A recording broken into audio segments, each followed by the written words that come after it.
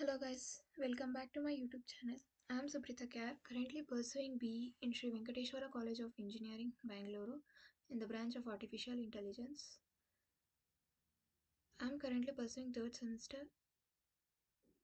and my USN is 1VE23CA045 and today's course title is Mathematics 3 for CSE stream and today's course code is BSCS301 and in this video we are gonna study about Introduction to Statistical Interference. Let us get into topic. It is a fundamental branch of statistics that deals with drawing conclusions about a population based on information obtained from a sample. It involves using data from a sample to make inferences about the characteristics of the entire population. Overview of a statistical interference, estimation and hypothetical statistics. This estimation aims to determine the value of unknown population parameters based on a sample data. This hypothesis testing involves evaluating claims or hypotheses about a population parameters using a sample data. Let us give a detailed information about estimation and hypothesis testing. Estimation focuses on determining the value of population parameters using sample statistics. It involves two main types of estimation, point estimation and interval estimation. This point estimation provides a single value as an estimate for the parameter, while the interval estimation provides a range of values likely to contain the true population parameter. And the second one is hypothesis testing. This, on the other hand, aims to evaluate claims for hypotheses about the population parameters. It involves formulating a null hypothesis and an alternative hypothesis. These two represent the status, while the alternative hypothesis process a different state of affairs.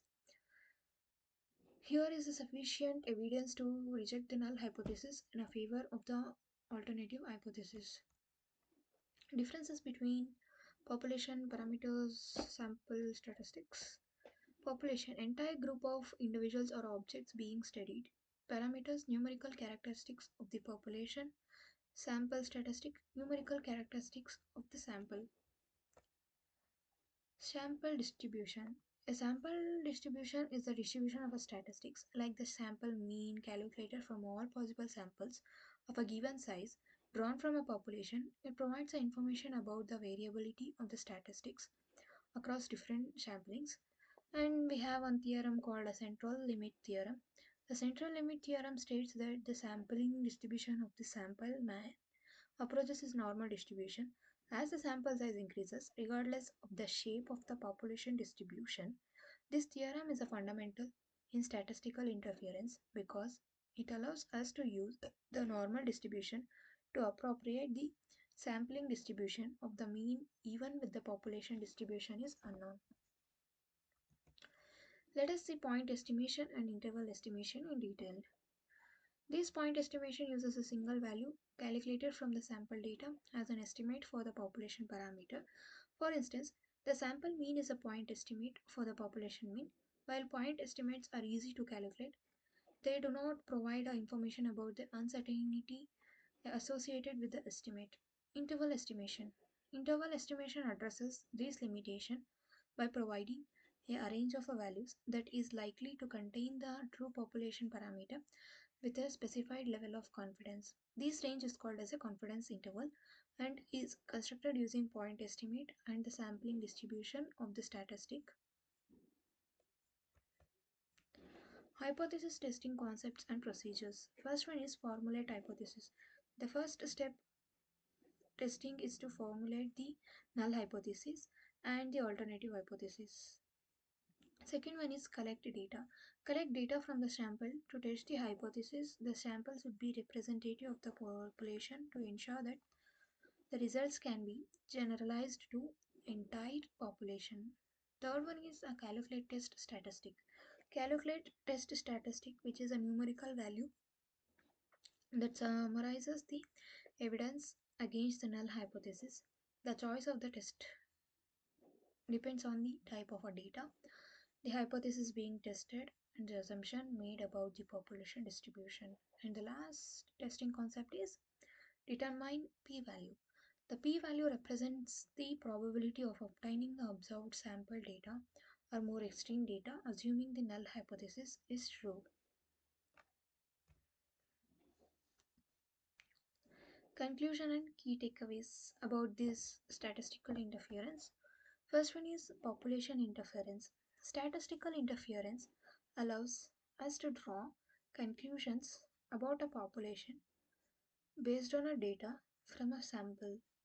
It provides a framework for making informed decision and understanding the variability of sample estimates. Second one is hypothesis testing.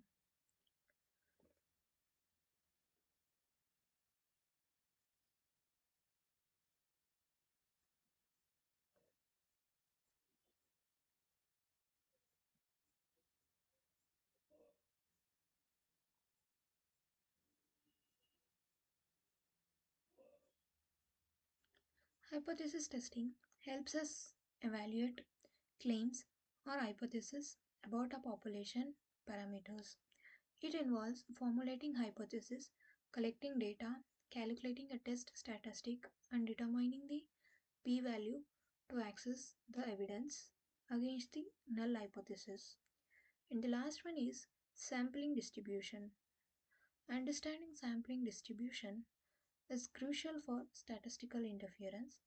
The central limit theorem helps us understand the behavior of sample statistics, allowing us to use the normal distribution to approximate their distributions. Population based on a data from a sample, it provides a framework for the sampling distribution, understanding the variability of the sampling estimates and determining the p-value to access the evidence against the null hypothesis.